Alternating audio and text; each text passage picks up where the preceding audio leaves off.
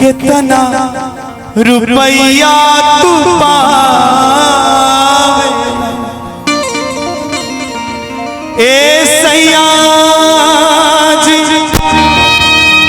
ए राजा जी ए सैया जी ए राजा जी याद बहुत तू आवेला सेनुर होके सिंगार ना होके कान के बाली होके लेकिन कान में ना होके मेहरारू होके विरह में होके अकेले होके तभी भाव लगेला कि छोड़ के हम के नौकरी करे छोड़ के हम के नौकरी करे कितना रुपया तू पावेला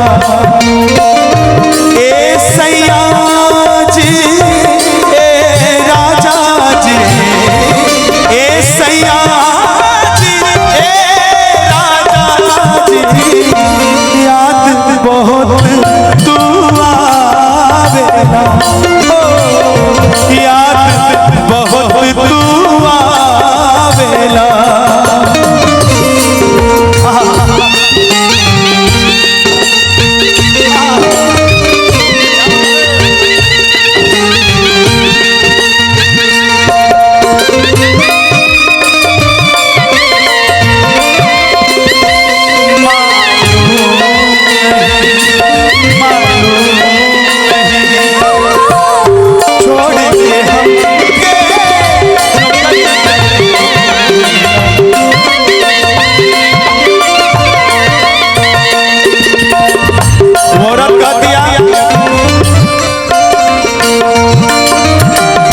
फुर्सत न मिले तो लिखे के पतिया ड्यूटी से अवते तूता ढाले लखटिया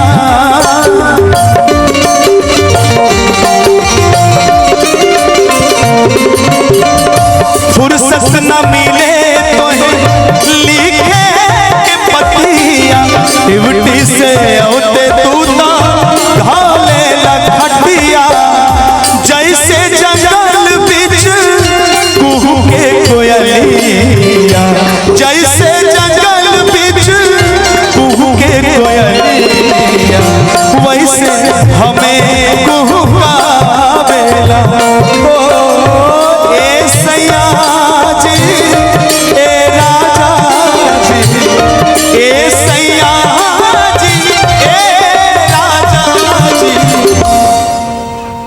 तेरे संग प्यार में नहीं तो ओ तेरे संग प्यार में नहीं तो चाहे जमाना हमें चाहे जमाना हमें पड़े छोड़ना तेरे संग प्यार में नहीं तो ओ तेरे संग प्यार में नहीं तो कितना रुपया तू पावेला ओ कितना रुपया राजा जानी हो दिलबर जानी राजा जानी हो दिलबर जानी तोहरे नामे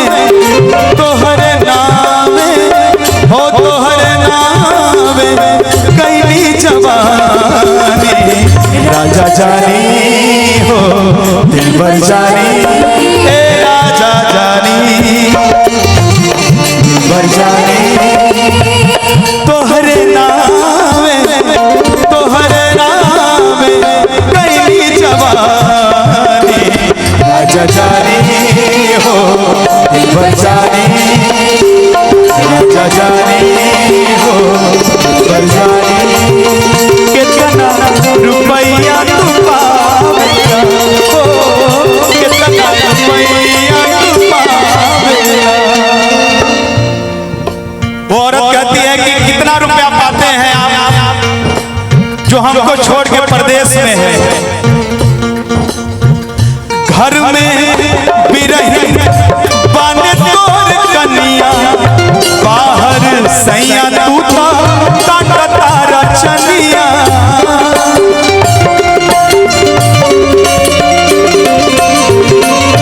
घर में तोहर बाटे केले कनिया, बाहर तू काटा तारा चनिया। कि जैसे जंगल बीच राजा जी हो, कि जैसे जंगल बीच कुहू के कोयली, वैसे हमें कुहुकावेला। ए सैया जी ए राजा जी, ए सैया जी ए राजा जी, याद बहुत तू आवेला। ओ छोड़ के हमके नौकरी करे, कितना रुपया तू पावेला।